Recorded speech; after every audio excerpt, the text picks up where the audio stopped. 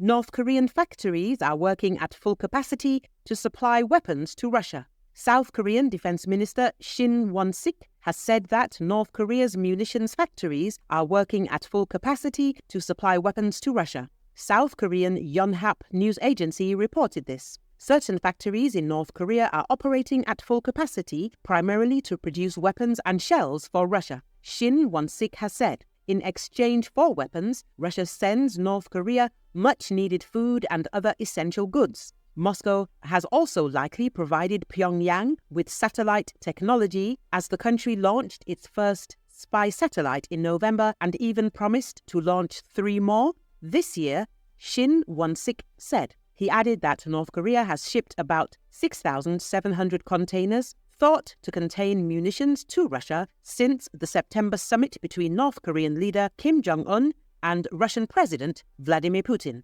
This is enough to hold approximately 3,152mm artillery rounds or 500,000 122mm artillery rounds. Earlier, the media reported that the European Union proposed the imposition of sanctions on North Korea for providing Russia with missiles that it uses against Ukraine. In December 2023, the US side reported that it had confirmed reports that North Korea had delivered more than 1,000 containers of ammunition to Russia. We do not have new information that the North Korea recently delivered even more arms to Russia for use in their war against Ukraine, and our information does not indicate that the North Korea has provided Russia with more than 1,000 containers of military equipment and munitions, US Ambassador to NATO Julianne Smith said. She also reported the availability of satellite images showing the movement of these containers from North Korea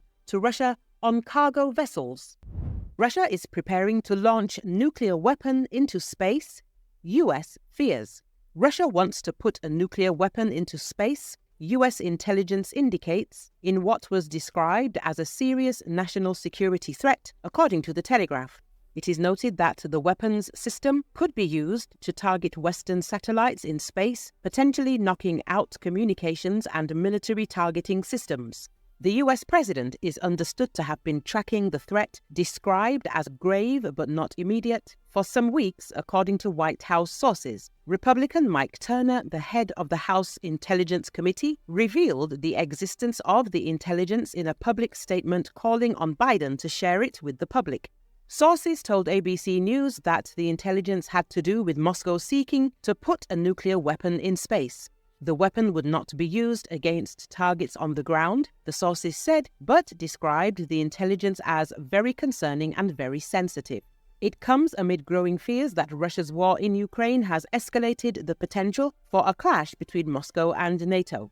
White House officials said that they assessed the threat to be serious but believed there were ways to contain it without triggering mass panic. Malcolm Davis, a senior analyst at the Australian Strategic Policy Institute, said if Russia has, in fact, deployed nuclear weapons in orbit, that would be a deliberate and direct violation of the 1967 Outer Space Treaty by Moscow. The Outer Space Treaty is a cornerstone of space stability, and this would be a grave setback for international arms control, he told The Telegraph.